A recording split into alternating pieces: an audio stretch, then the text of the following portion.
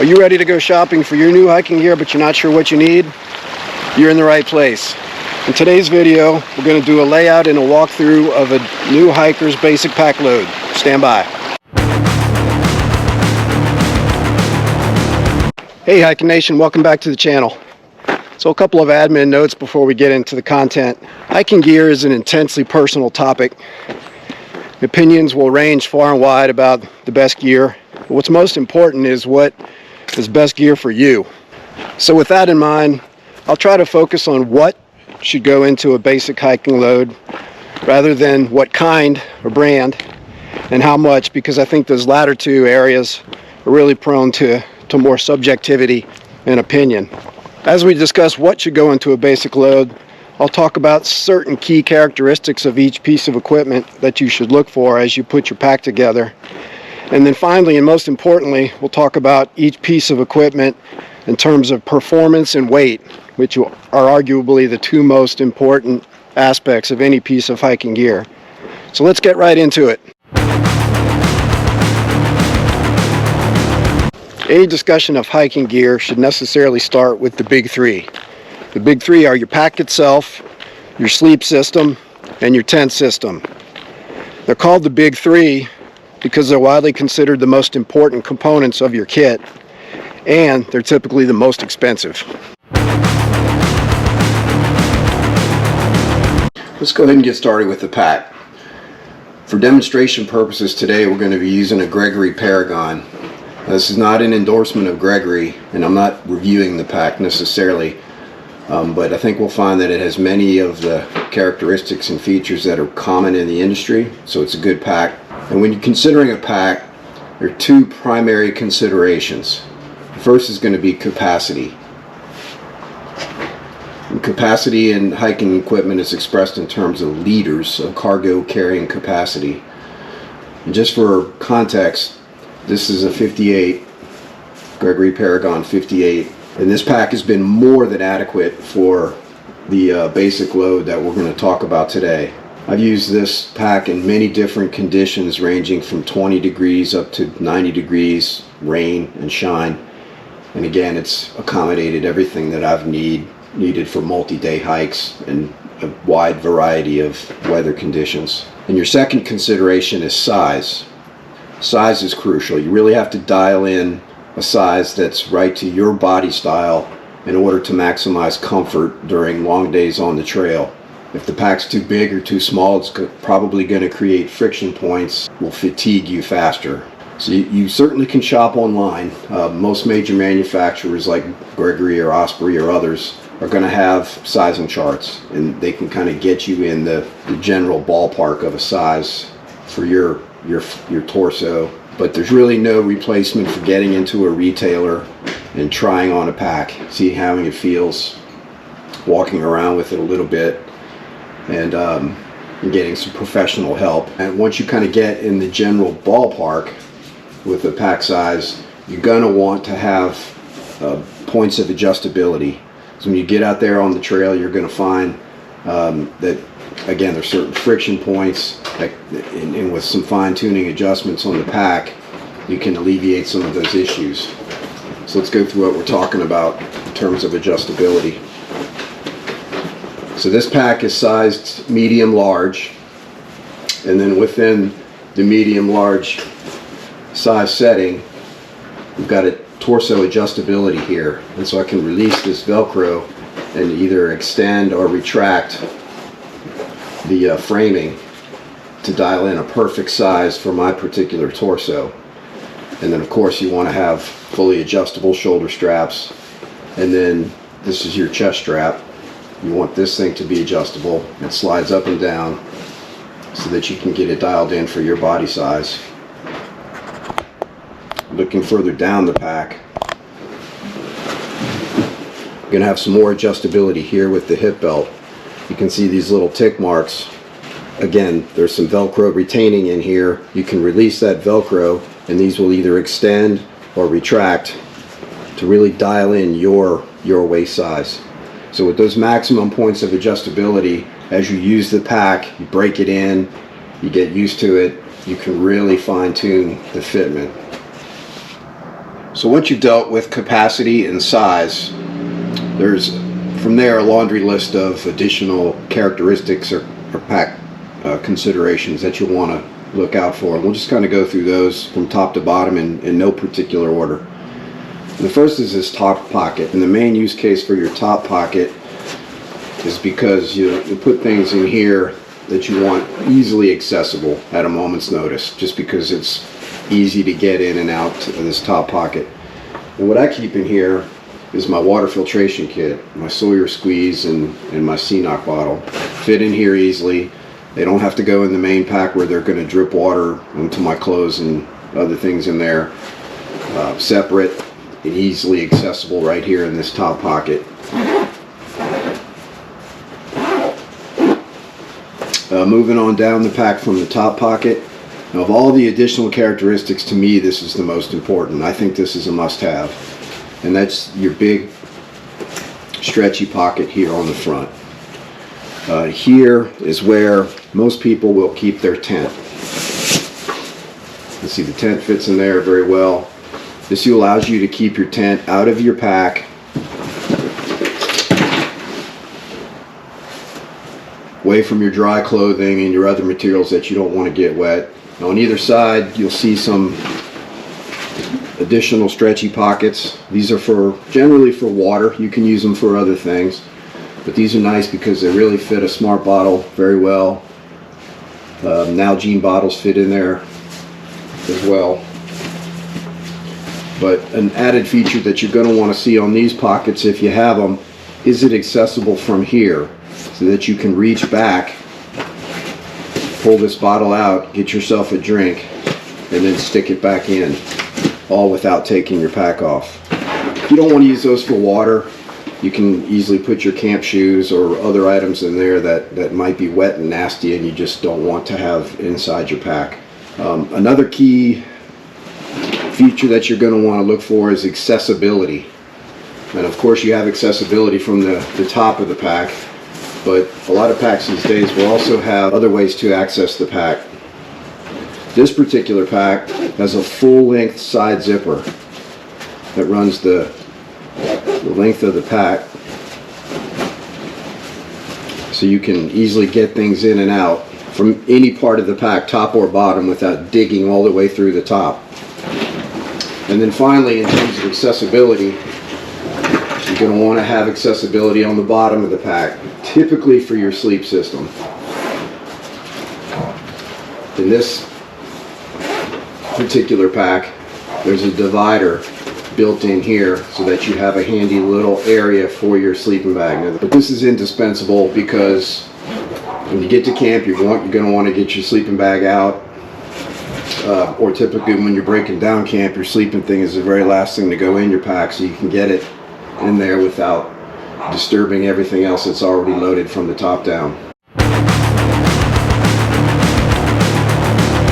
Let's go ahead and move on to the sleep system, and we'll start with the sleeping mat. And the sleeping mat might seem like a simple piece of gear, but it's actually very important in the grander scheme of your sleep system and your overall comfort on the trail. So the sleeping mat has two main purposes. Number one, obviously, is to get you up off the ground and provide a more comfortable sleeping experience for you. But the second, and probably more important purpose that people overlook, is the insulation qualities of the sleeping mat. This thing retains your body heat, and it creates that buffer between you and the ground. If you were laying directly on the ground, you would lose body heat into the ground. But by sleeping on a quality sleeping mat, this actually is going to retain your body heat and reflect it back into your sleep system and keep you much more comfortable at night. So it's crucially important, particularly in colder weather. The metric you can look for on a sleeping mat is the R value. The R value represents the capacity of the mat to reflect the heat. The lower value means a lower insulative properties. Higher value is better insulation. This particular mat is a R value of 4.9, and if you were to look up an R value chart online, you would see that 4.9 is pretty good 3-season type of R value. it's going to keep me comfortable in most conditions. Now, if you're going to get down into sub-freezing weather, you're going to want it something 5 or higher. Now, I also opted for a wide mat, so this is a regular wide size.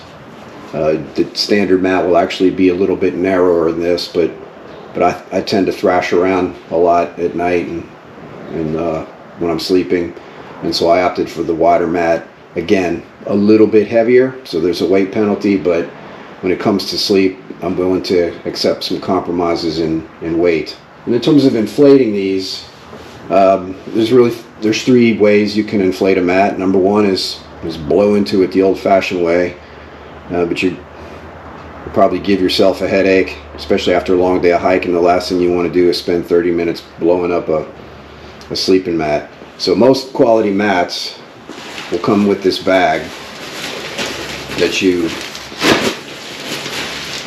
force air into, and you connect it to the inflation valve, and then you roll the air that you've trapped into the bag into the mat. Works quite well. It's a very efficient way to inflate your mat. If you're really lazy, like I am, you can go out and buy yourself one of these battery-powered pump that will inflate your mat for you.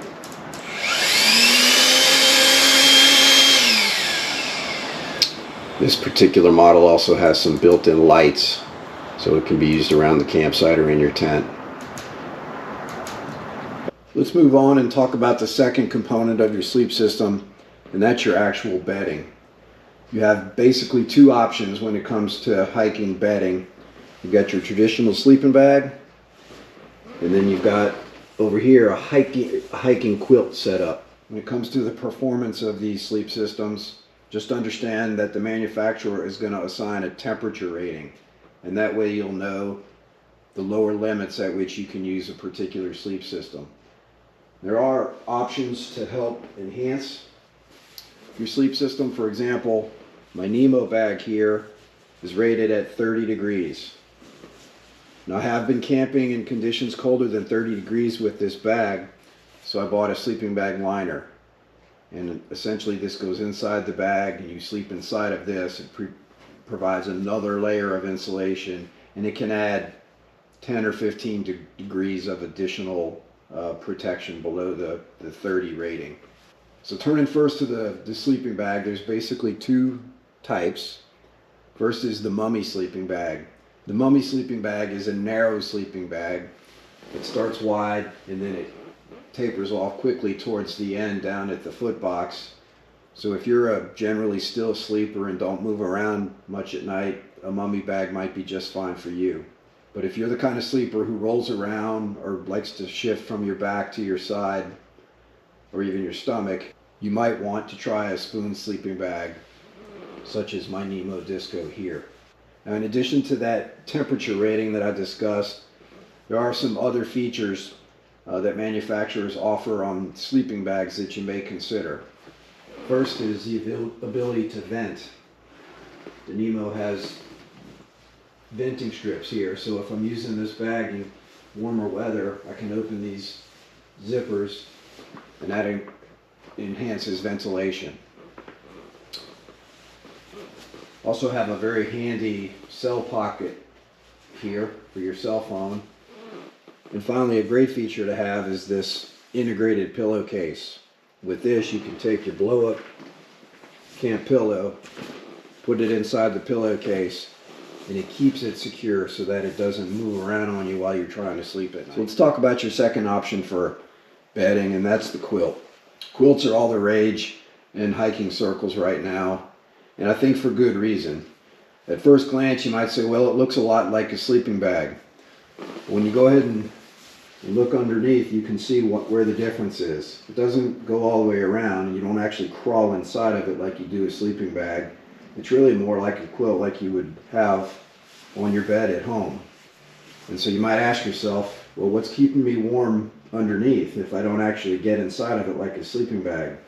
Well, that's the genius of a quilt setup, is that it takes full use of your mat. We talked about the R value of the mat and how the insulation built into the mat creates that buffer that retains your heat and reflects it back into your sleeping system. The quilt takes full advantage of that by working with the mat to retain your body heat in a smaller footprint than a sleeping bag. And so because it doesn't actually have a bottom, it's less material, it's less fill that had to go into it, and so at the end of the day, it weighs less. When packed and ready to go, my quilt here, made by a company called Zenvivi, weighs about a pound less than my sleeping bag. Here are both bedding systems compressed. The sleeping bag on the left and the quilt on the right. And you can see that the quilt packs down quite a bit smaller due to less material and not having the requirement of a bottom like a sleeping bag.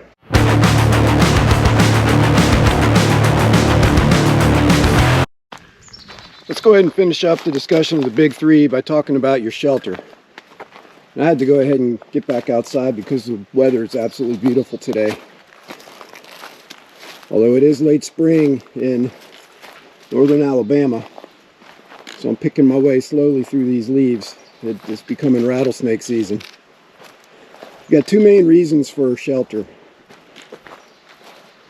One is to give yourself a place to lay your head at night, and then secondly is a place to get some refuge from bad weather, which for most people means a tent. Now there are other options such as lightweight hammocks, which have really seen a rise in popularity in recent years. Or in the case of the ultralight crowd, they won't carry a shelter at all and just hop from shelter to shelter on the trail, or if the weather's good enough, sleep under the stars. Well, I like my privacy, so I have a tent, and that's by far the most popular choice. That's what we're going to discuss today. There are essentially two types of tents. The first is the freestanding tent, and that simply means a tent that has its own support structure, typically folding poles. The advantage of a freestanding tent is that you can set it up anywhere. You don't have to stake it to the ground. It can stand on its own. And so hard ground, concrete, wherever you need to pitch it is fine. The disadvantage is that because it has its own pole structure, it's heavier. And the second type of tent system is the trekking pole tent. Trekking pole tent uses your own trekking poles as its support structure. So the obvious advantage there is you don't have more poles to carry, and so the tent is a lot lighter in your pack. The disadvantage to a trekking pole tent is that you must stake down those corners in order to create tension for the poles to create lift and pitch the tent. And because you have to stake down those corners, trekking pole tents can be very difficult, if not impossible, to pitch on hard surfaces such as concrete, or if you're hiking in a rocky area. Regardless of the type of tent that you ultimately settle on, there are a few key characteristics that you might want to look for. The first is ventilation. Obviously, if you're camping in hot weather, you're going to want ventilation to try to facilitate some airflow through your tent. But more importantly, and lesser known, is ventilation prevents condensation. And if you have a tent that doesn't have good ventilation, you may well wake up in the morning and find everything damp because you've accumulated a lot of condensation in your tent over the night. And that's pretty miserable. So a good chopping metric is the more vents, the better on a tent. And a second key characteristic that you want to look for is a vestibule, which is just a fancy way of saying a tent porch. A porch on your tent is important because you want an area that's independent of where you're sleeping to get your gear out of the rain and to have a place to cook if the weather's poor.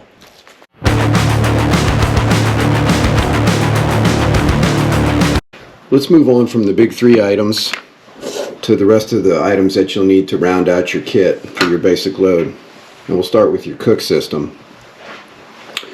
Cook system doesn't need to be overly complicated. It really just consists of a pot, a burner, and some gas, and a lighter. This particular Kit is made by Fire Maple. What I like about this kit is that the pot is specifically made to work with this burner. And it's got these notches that fit onto the burner to provide a very stable cooking platform. The other good feature about this pot is it has this recessed flame area that protects the flame from wind, and it's got these diffuser coils. And what these do is collect and distribute heat evenly along the bottom of the pot so that you get a faster boil and therefore use less gas. The last component of your setup is a simple lighter. Most people will use a simple Bic, and that's fine. I prefer to use this flameless lighter that I got from Amazon for a few reasons. Number one, again, it's flameless, so it's going to be impervious to wind.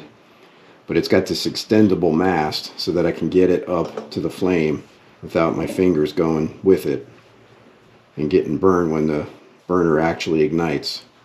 This thing is battery powered, USB rechargeable, and I'll easily get a couple thousand lights out of this thing before I need to recharge it.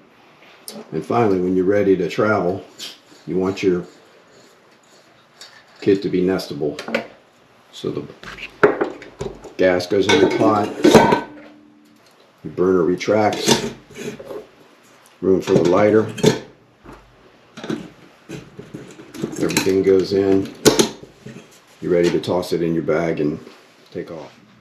Let's go ahead and talk about clothing. Two basic rules of thumb for clothing: pack as little as possible, and what you do pack should not be cotton. Everything needs to be polyester or tech fiber. Cotton is heavy, especially when it gets wet, and it does very little to actually retain warmth on your body. So go with polyester. And this is as much as I pack. In addition to what I'm wearing: one pair of underwear, some lightweight polyester athletic shorts for camp or sleeping in, an extra pair of socks that'll rotate daily with what I'm wearing, a polyester t-shirt, typically also for camp or sleeping, and then typically I'll go ahead and carry my long johns. Definitely optional, depending on what kind of climate you're going to be in. But I'm going to the AT next week, and it's going to be quite chilly at night, and I'm a cold sleeper, so I don't leave home without my long johns. That's it for clothing, except for this indispensable item, your puffy coat. Never leave home without your puffy coat if it's going to be chilly outside. And get you a puffy coat that packs down nice and tight, either into its own pocket or this lightweight stuff sack. A puffy coat can serve several purposes. Obviously, you're going to wear it as a coat, but when you're in your sleeping bag at night, you can use this as a pillow. If you don't want to carry an extra pillow, you can save a little weight by not carrying a hiking pillow and just actually ball this up and sleep on it. Or if you're in a really cold environment, just wear it to bed inside your sleeping bag. Let's briefly go over rain gear. Rain gear is pretty simple. Get yourself a quality rain jacket that packs into itself. Or a lot of people on the trail will use hiking umbrellas instead of any sort of coat or poncho. You see a lot of these out on the trails. Can be effective. For me personally, I'd rather wear a jacket for my upper torso. Now for your lower body, you see a lot of people wearing these rain skirts, and this just simply goes around your waist and then hangs down like a skirt down below your knees. These are great because they don't restrict the movement of your legs at all. You retain full freedom of movement with your legs, which is important when you're trying to get mileage in the rain. Let's next cover personal hygiene items.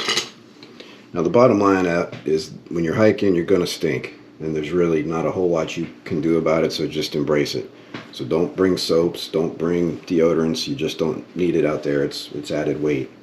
And so the whole goal with your personal hygiene setup is to bring what you need, not much more, and keep the weight down. This is an area where you really can rack up weight if you were to bring all the bottles for your various pills or medications you might need, or the full tube of any ointments or salves you might need. So I have this very basic first aid kit. In here we've got some antibiotic ointment, some butterfly bandages, some antiseptic wipes, and I carry this anytime I hike as a basic first aid kit. Very lightweight, takes up virtually no space.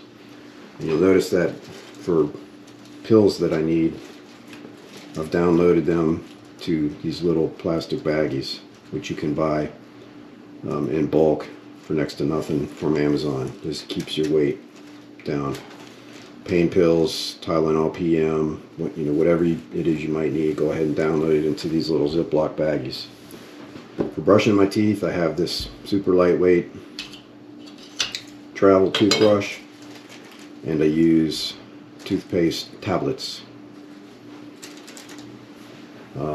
This again cuts weight down from carrying an actual tube of toothpaste. Some pain ointment, and I just download it into a baggie and then double bag it so it doesn't explode in my pack. And as far as soap or cleaning up, I have these little strips, soap strips. You just put this on your hand, you pour a little water on it, and you get a good lather. And this is really all you need out there to clean up on a day-to-day basis. In terms of pooping, taking care of your business out there, you get yourself a lightweight digging trowel. I always carry a small pack of biodegradable flush wipes, and it's debatable whether you should actually bury these. Some people will pack them out in their trash. Really depends on how you feel about that, or even what the local regulations say where you're camping. Some places require you to pack out everything, so you would have to pack those out. And then finally I have these little dehydrated porta wipes. These are really a neat piece of kit. You just pour 8 or 10 drops of water on this, and then it's going to fold out into a very nice rugged towel that you can use several times. And I'll carry a small tube of those. This bag here, I just got my various powders. Got some instant coffee for the mornings. Got some bone broth that I use for breakfast in the morning. And then my liquid IV. Electrolytes are very important out on the trail. You're going to need to drink a lot of fluids, but you need electrolytes. Make sure you carry those with you. And then finally, I've just got this lightweight camp towel. I actually bought a larger version of this on Amazon and just cut it in half and sewed a new seam there. And so this is great for kind of cleaning up. You can use this to wipe condensation in your tent at night, and then it's got a little lanyard where you can hang it off your pack and let it dry as you're walking if it had gotten wet. Let's talk for a moment about gadgets. Everyone's got gadgets these days, and so you go out on the trail, you need a strategy for keeping things charged, but also being cognizant of weight. So what I do is I carry this 10,000 milliamp charger, USB-C, both in and out, which is important because everything that I have is USB-C. So this is very lightweight, and I'll get several charges from all my various devices here out of this one battery pack before I need to recharge it. Starting over here, this is the Garmin Messenger. This device allows you to connect to your phone via Bluetooth and then use the messaging app to communicate with folks through Garmin's satellite. But I carry it because it also has an SOS capability. If you hit the SOS, then Garmin's Emergency Reaction Center can get you help. So this is a peace of mind type device for me. I got a Garmin Epix GPS watch. And to charge this, I've got this little dongle that attaches to the end of my cord. It's the adapter to charge the watch. Raycon earbuds, a very lightweight Nitecore headlamp, and then the old iPhone. And again, everything here charges by USB-C except for the watch, which has its own adapter. And that way I can get by with carrying nothing more than this one little short cord, and that keeps bulk and weight down in my pack. And then I'll carry the one block, this Anker USB-C block, for if I would come out and go to a hostel or a hotel and I want to go ahead and charge everything up. Let's next discuss water. So water on the trail is pretty simple. You come up to a stream and you just run some water through the end of your CNOC bag, fill it up, and then you use your Sawyer squeeze, connect to the end of the CNOC, and then you can roll, squeeze the water through the filter into your smart bottle. That's just one way to do it. You also see people using an empty smart water bottle to collect their water, and the Sawyer will fit on this as well, and using this to squeeze into another bottle. Very effective method as well. And I'll always carry aqua tabs in case I need to purify. It's pretty rare, especially on the Appalachian Trail, that you would ever actually have to use these, but it's a good thing to have just in case. And finally, let's talk about a few items that you're going to use in camp. First of all, your trusty camp shoes. Now, some people won't carry camp shoes. I'm a huge fan. At the end of the day, your feet are tired from being in your hiking shoes. You're going to want to get your feet out, let them air out, get your socks drying. You may also consider a sit pad. This is good for, obviously, for sitting, but I'll also use this as a little mat outside my tent. Right outside my tent to give me a place to put my shoes or anything else that I might want to keep outside but not leave on the ground. And then finally, there's bear safety. Get two general options for bear safety. First is this hard-sided bear can. I mean, this thing is heavy, it's a brick. I don't carry this unless I have to, which is to say I'm in an area where it's required. 9 times out of 10 I'm going to use the Rock Sock. And this is just simply a system that helps you easily create a bear hang.